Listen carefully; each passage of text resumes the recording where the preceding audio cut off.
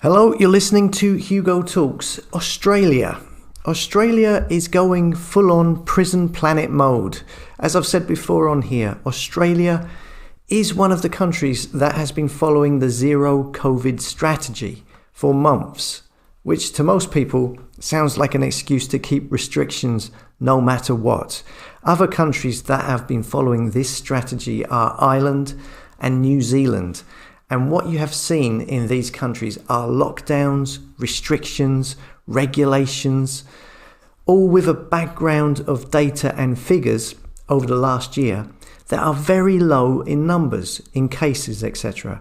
And then what usually happens is as soon as a couple of people test positive, then it kicks into full-on panic mode, usually presented through the media, bombarded through the news at the public, and the government then start locking down and carrying on like they are now in Australia. And as you can see here, they are saying things like, this is literally a war. Now, a lot of these countries, I've seen this before, using the term war, the war on COVID, or we are at war. And when you see, it's strange, isn't it? When you see the damage being done by the lockdowns, by the restrictions, you've got to ask, who exactly are we at war with? Who exactly are they at war with? And what we are seeing is full-on crazy restrictions and fines. In the clip you're about to see, we hear about $5,000 fines just being pulled out of a hat for anything, basically. And also, interestingly, this has all increased massively since the recent protests, which were by far the biggest protests in Australia so far. When you look at these clips, it looks and sounds like a full-blown totalitarian dictatorship in Australia. And again, like I said last year, it is the compliance over the last year with many of the regulations that were being pushed on people. And at times over the last year, when there was barely no cases to speak of, yet restrictions were adhered to and not questioned. If you look at New South Wales, between the end of January and to May, there was something like only 30 cases reported in those 4 to 5 months. Only 30 cases, yet so many of the restrictions were still in place. Why? And why did people accept this? Here are the clips. Round to Parramatta, life is getting tougher with harsher restrictions. A large-scale police operation is underway and officers have significant new powers to even shut down businesses. It's been a difficult day for all of us, with the ATF now called in. Ursula Hager begins our coverage.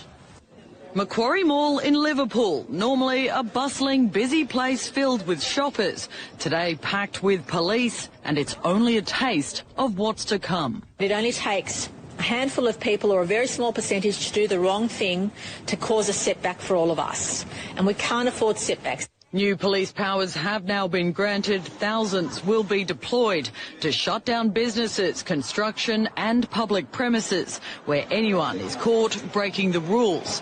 And now 300 military personnel will be brought in to assist.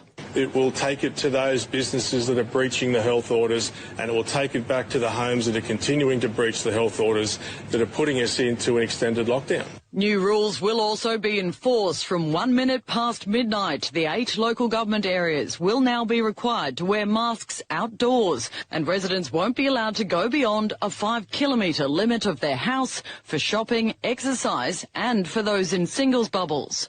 But not all the high-risk areas have high cases. The most are in Canterbury Bankstown with 53, Fairfield had 45, Liverpool 32, Cumberland 30, Blacktown 17, Campbelltown 12, while Parramatta had just 7 and Georges River only recorded 3. Government areas, including deployment of specialised commands and including riot squad, highway patrol and increased presence more broadly.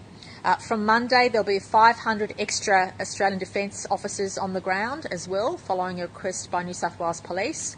There'll be enhanced random checkpoints at key roads with accompanying electronic warning signs so that police have every ability with that increased presence to clamp down on people doing the wrong thing.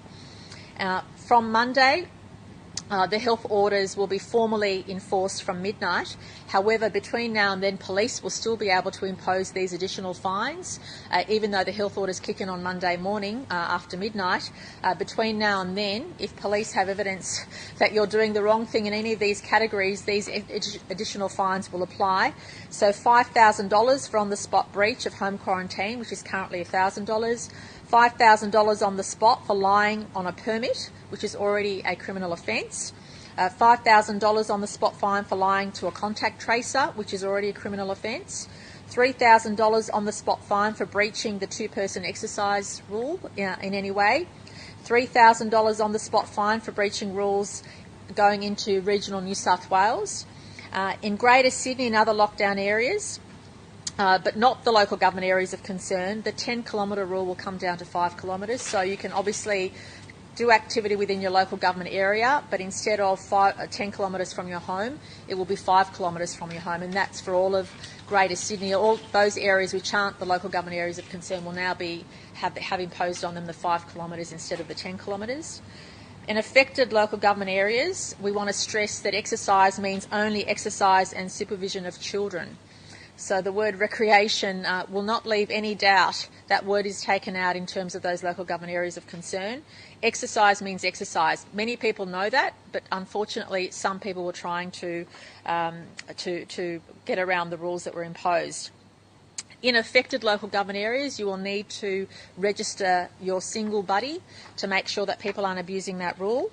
And also, importantly, for regional New South Wales, you will need a permit.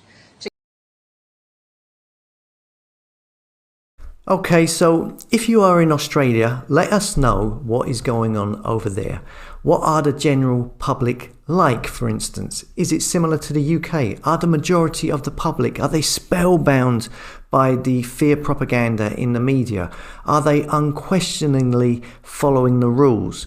Are the Australian authorities following up with their threats? I think if I remember correctly, very much like the UK, many of the fines that were imposed in Australia that were given out, say last year, they were waived. They were thrown out because they were basically unlawful and go against human rights. And they will most likely be dropped if they are contested. So anyhow, let us know in the comments what is going on over there. As always, thanks for listening. Comment and subscribe to the tribe at hugotalks.com, a place for like-minded souls who don't follow the fake stream media.